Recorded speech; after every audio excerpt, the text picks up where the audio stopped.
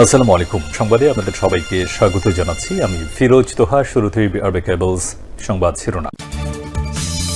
রিমান্ডে সাবেক CC Habibul আউলের dummy নির্বাচনে ভয়ঙ্কর ষড়যন্ত্র ফাঁস। ভারতের গোয়েন্দা সংস্থার সংশ্লিষ্টতায় ভোটার অধিকার হরণ করা হয় বাংলাদেশে। এবং সবশেষে জানাবো দুদকের তদন্ত প্রতিবেদন। 2009 সালে হাসিনার প্রধানমন্ত্রিত্ব ছিল অবৈধ। এতক্ষণ শুনছিলেন সংবাদ শিরোনাম, এখন থাকছে বিস্তারিত। রাষ্ট্রদ্রোহ প্রহসনের নির্বাচন দেওয়ার অভিযোগে রাজধানীর শেরেবাংলা নগর থানায় মামলায় গ্রেপ্তার সাবেক প্রধান নির্বাচন কমিশনার কাজী হাবিবুল আওয়াল বলেছেন, ক্ষমতার লোভ শেখ মুজিবও সামলাতে পারেননি। বৃহস্পতিবারে মামলায় রিমান্ড শুনানিতে ঢাকার chief metropolitan magistrate Mohammad Mostafizur Rahman আদালতে তিনি একথা বলেন। আদালতের অনুমতি নিয়ে হাবিবুল আওয়াল বলেছেন, প্রসিকিউশনের বক্তব্যের সাথে আমি একমত। নির্বাচনটি ডামি ও প্রহসনের নির্বাচন ছিল। এ সময় তাকে থামিয়ে বিচারক বলেন, প্রত্যেক জেলায় নির্বাচনী ইনকোয়ারি কমিটি করা হয়, যেখানে যুগ্ম জেলা জজ পদমর্যাদার একজন দায়িত্বে থাকেন। আগে যার ভাতা ছিল 22,000 টাকা, সেটা আপনি 5 লাখে উন্নতি করেছেন। এটি কি জনগণের টাকার অপচয় হয়নি? এই বিষয়ে তার জানা নেই বলে তিনি বলেন। 5 বছরের মূল্যস্ফীতি হিসেবে করে হয়তো ভাতা বাড়ানো হয়েছিল। এরপর বিচারক আবারও বলেন, এই যে ইনকোয়ারি কমিটি করা হয়েছিল, নির্বাচনের সময় কোথায় কি তারা সরজমিনে গিয়েছিলেন? তখন আওয়াল বলেন, একজন রিটার্নিং অফিসারের অধীনে 4-5টা সংসদীয় আসনের দায়িত্ব নেওয়া হয়।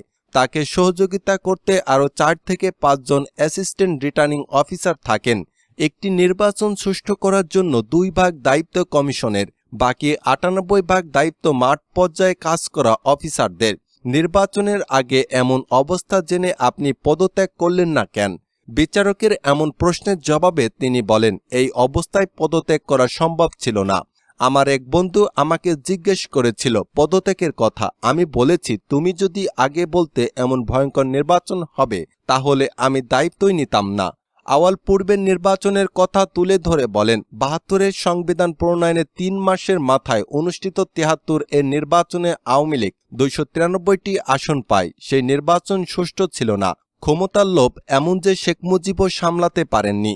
96 সালে আওয়ামী লীগ তত্ত্বাবধায়ক সরকারের জন্য আন্দোলন করে। পরবর্তীতে তারাই আবার দলীয় সরকারের অধীনে নির্বাচন দিতে সংবিধান সংশোধন করে। এই সময় পাবলিক প্রসিকিউটর উত্তেজিত হয়ে আদালতকে বলেন, তিনি নিজেকে জাস্টিফাই করেছেন, তার এসব বক্তব্য দেওয়ার সুযোগ নেই। এই সময় আওয়াল বলেন, জাস্টিফাই না করতে দিলে রিভলভার দিয়ে গুলি করে মেরে ফেলেন। এই সময় উপস্থিতি আইনজীবীরা চিৎকার চেঁচামেচি শুরু করলে আদালতে উত্তপ্ত পরিস্থিতি তৈরি হয়। নির্বাচন কমিশনের অসহায়ত্ব তুলে ধরে আওয়াল আরও বলেন, মৌলিক সংস্কার ছাড়া আগামী 100 বছরেও এদের সুষ্ঠু নির্বাচন সম্ভব ছিল না। বাংলাদেশে 2024 সালের 7 জানুয়ারি একটি নির্বাচন যা ইতিহাসে চিহ্নিত হয়েছে ডামি নির্বাচনের নামে। ভোট ছিল, ব্যালট ছিল, ভোট ছিল, কিন্তু ছিল না জনগণের অংশগ্রহণ।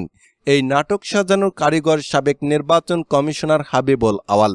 7 জানুয়ারি ইন্তেকাল কমিশনের এক ডামি নির্বাচন হয়েছিল। বাংলাদেশের ইতিহাসে প্রথম একটি রেকর্ড হয়। এই প্রথম দুধের বাচ্চারা ভোট দিয়েছে, অসংখ্য শিশু ভোট দিয়েছে। এছাড়াও বাবার পরিবর্তে ছেলে ভোট দিয়েছে। ভোট কেমন হয়েছে সেটা বোঝার জন্য আন্তর্জাতিক সংবাদ মাধ্যমের সাংবাদিক খালিদ মহিনুদ্দিনের বক্তব্য শুনলে বোঝা যায়। কিন্তু দেশের বিভিন্ন এলাকায় দেখা গেল ফাঁকা ভোট কেন্দ্র, ভোটার নেই, লাইনে কেউ নেই, অথচ বিকেলে দেখা গেল ব্যালটে মোটা মোটা সিল। এমনকি ভোটারের অভাবে ভোট কেন্দ্রে দেখা মিলল ছাগলের। দ্বাদশ সংসদ নির্বাচনে ভোটের হার নিয়ে বিতর্কের মধ্যে পড়েছিল হাবিবুল আওয়াল কমিশন। ভোটের দিন বেলা 3টা পর্যন্ত 27% ভোট পড়ার কথা বললেও 1 ঘন্টার ব্যবধানে ভোট পড়ার হার বাড়িয়ে 40% দেখায় কমিশন। অবশ্যই ভোটারের হার ঘোষণার সময় সিএসএ কাজী হাবিবুল আওয়াল প্রথমে 28% ভোট পড়ার কথা বললে তা সংশোধন করে 40%-এর কথা বলেন। হাবিবুল আওয়ালের ডামি নির্বাচনে ভোট কাউন্ট হয়েছিল কিভাবে সেটা আসুন দেখি। শেখ হাসিনার নির্বাচনী আসন গোপালগঞ্জ 3। এই আসনে একটি কেন্দ্রে পশ্চিম উনশিয়া সরকারি প্রাথমিক বিদ্যালয়ে মোট ভোটারের সংখ্যা 3,323 জন, আর রেজাল্টে ভোট পড়েছে 3,332 জন। ভোটারের সংখ্যা থেকেও 9 জন ভোট বেশি পেয়েছেন। হাসিনাকে ভালোবেসে কবর থেকে উঠে এসে তারা ভোট দিয়ে গেছে মনে হয়। দ্বাদশ সংসদ নির্বাচনে একাধিক বিতর্কিত বক্তব্য দেন হাবিবুল আওয়াল। এই সময়ে আওয়ামী লীগের অধীনে অনুষ্ঠিত নির্বাচন বয়কট করে দেশের বেশিরভাগ রাজনৈতিক দল উপায় না পেয়ে স্বতন্ত্রের নামে নিজেদের প্রার্থীকে বিরোধী পক্ষে রেখে নির্বাচন সম্পূর্ণ করে ক্ষমতাসীন আওয়ামী লীগ। আর আওয়ামী লীগের এই এজেন্ডা বাস্তবায়নে তাদের পক্ষে সরাসরি কাজ করার অভিযোগ রয়েছে আওয়ালের বিরুদ্ধে। বেশিরভাগ রাজনৈতিক দল অংশ না নেওয়ায় 2024 সালে নির্বাচন অনুষ্ঠিত হয়েছে ভোটারবিহীন। তবে আওয়াল বলেছেন পর্যাপ্ত ভোটার উপস্থিতি শান্তিপূর্ণভাবে অনুষ্ঠিত হয়েছে ভোট। তবে বাস্তবতা ছিল একেবারেই উল্টো। অপ্রাপ্তবয়স্ক এমনকি মৃত্যু ভোটারদের উপস্থিতি নিয়েও সমালোচনা হয়েছে ওই সময়। সেই সাথে নৌকার পক্ষে একই ব্যক্তির কয়েক হাজার করে ভোট কাটার অভিযোগও রয়েছে আওয়াল কমিশনের বিরুদ্ধে। এছাড়াও যে নির্বাচনে ভোট কেন্দ্রে মানুষের বদলে ছাগলের আনাগোনা ছিল, সেই নির্বাচনকে দেশের ইতিহাসে দৃষ্টান্ত হিসেবে উল্লেখ করেন আওয়াল। 2018 সালের জাতীয় নির্বাচন ভোট শুরু হওয়ার আগেই শেষ রাতের আধারে আওয়ামী লীগের পক্ষে ব্যালট বাক্স ভরা হয় ওই নির্বাচনে। তবে তৎকালীন প্রধান নির্বাচন কমিশন KM নুরুল হুদা বলেন, স্বতঃস্ফূর্তভাবে ভোট দিয়েছেন ভোটাররা। ওই নির্বাচনকে অংশগ্রহণমূলক বলেও দাবি করেন তিনি। স্বৈরাচার আওয়ামী লীগের দোসর নুরুল হুদার এসব মিথ্যাচারের জবাব দেওয়ার সুযোগ ছিল না বিগত সময়ে। তবে সময়ের পরিবর্তে এবার ঠিকই দেশের নির্বাচনীয় ব্যবস্থার ধ্বংসের অন্যতম কারিগরকে প্রতিহত করল জনতা। বিগত সময়ে অতিরিক্ত মিথ্যাচার আর আওয়ামী লীগের পক্ষপাতিত্বের মাধ্যমে মানুষের ভোটাধিকার হরণ করেছেন সাবেক সিইসি নুরুল হুদা। মূলত এই কারণেই তার উপর এত ক্ষোভ সাধারণ মানুষের।